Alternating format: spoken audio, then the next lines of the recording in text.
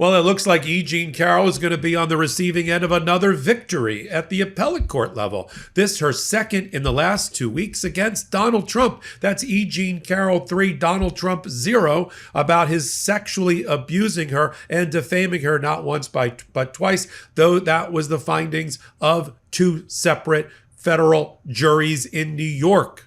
Donald Trump didn't like it. Donald Trump ran to the appellate court 2 weeks ago to argue that the United States of America should intervene in the case because he was in the course and scope of his duties, and therefore he's not liable for the judgment.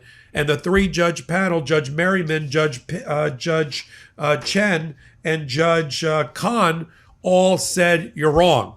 So just 2 weeks ago, they said the United States of America is not substituting into this case. What else you got? And Trump said, I want to argue presidential immunity. And the Second Circuit said, again, you already argued presidential immunity 2 years ago. We're here on the MeidasTouch Network and on Legal AF. This is not a broken record. This is yet another win for Jean Carroll. I'm diving into right now. I'm Michael Popok. All right, let's dive in. So 2 weeks ago, oral arguments in front of the same three-judge panel. The argument there for Donald Trump was, the United States of America should be allowed to substitute in on a motion to replace me individually, which is a first step in a two-step process. After, if that was approved, then he would argue there's sovereign immunity and the United States isn't going to pay the $83.5 million.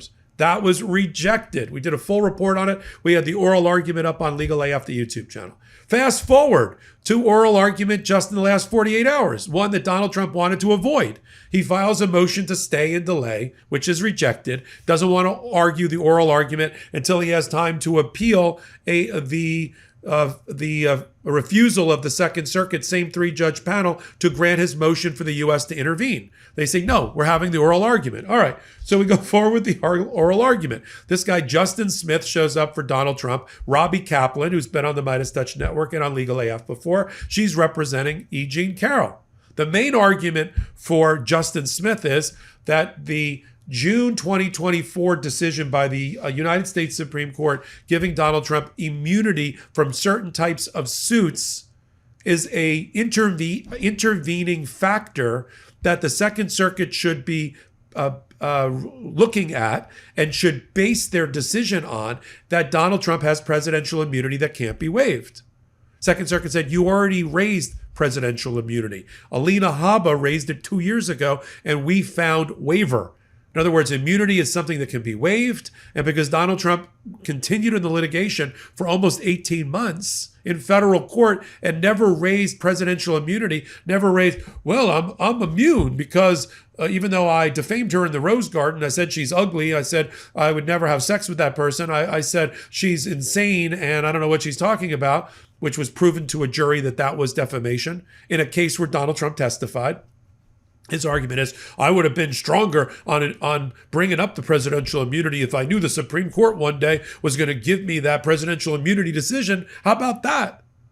And the judges were like completely skeptical. Like, immunity is something you can waive. You can't wait around several years to see if you get a better decision. And even when you look closely at that decision by the United States Supreme Court that we hate, the 6-3 decision giving Donald Trump effectively immunity for most things, there's still categories of things that even the right wing of the Supreme Court believes is not covered by immunity. You know, if it is a private act about a private affair, a private conduct, the Supreme Court says he doesn't have immunity. If it's core constitutional function of a president, it's going to get absolute immunity.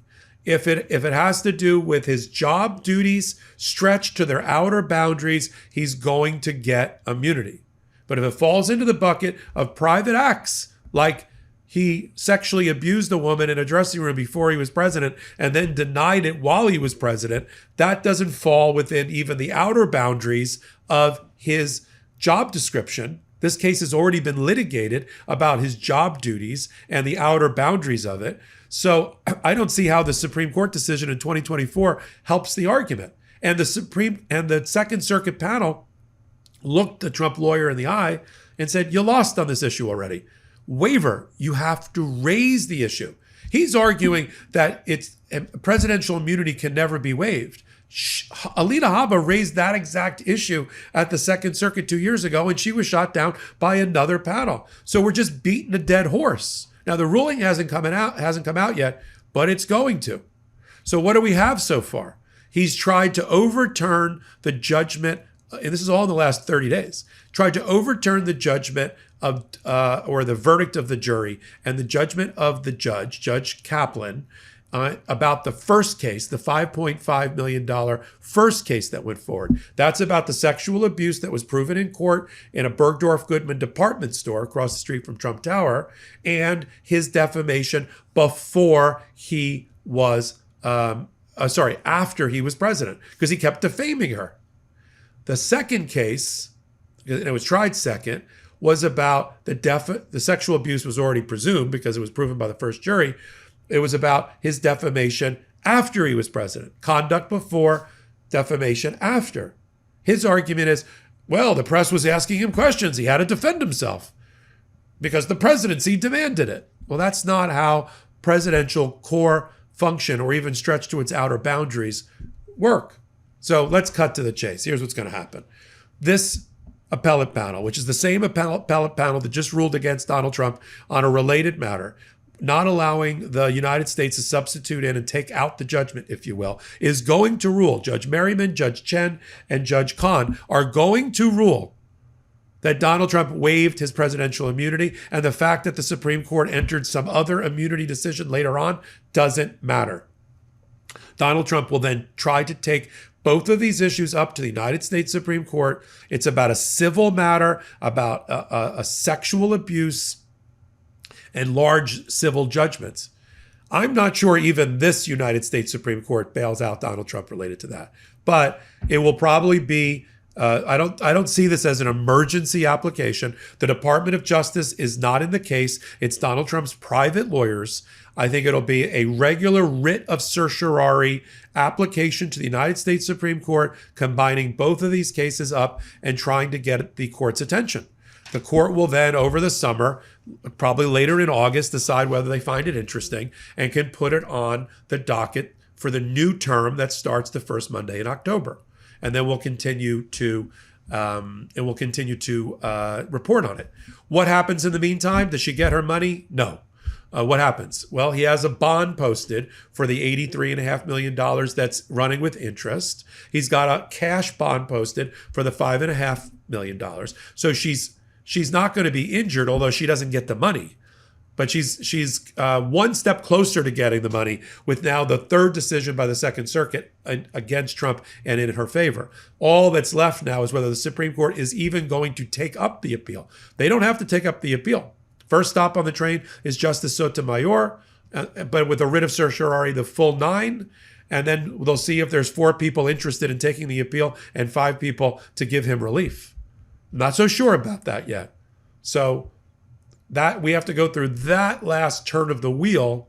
And if he loses at the United States Supreme Court, or they don't even take the appeal on either judgment or both judgments, then she can cash in the judgments against the bond. He has 30 days to pay. If he doesn't pay, she knocks on the door of the bonding company, or in the case of the cash bond, deposited with the clerk of the court to the clerk of the court, and she will get paid in 2025, or more likely in sometime in 2026. We'll cover it here on the MeidasTouch Network and on Legal AF. I'm Michael Popok. Can't get your fill of Legal AF? Me neither. That's why we formed the Legal AF Substack. Every time we mention something in a hot take, whether it's a court filing or a oral argument, come over to the Substack. You'll find the court filing and the oral argument there, including a daily roundup that I do called, wait for it, Morning AF. What else? All the other contributors from Legal AF are there as well. We got some new reporting. We got interviews. We got ad-free versions of the podcast and hot takes. Where? Legal AF on Substack. Come over now to free subscribe.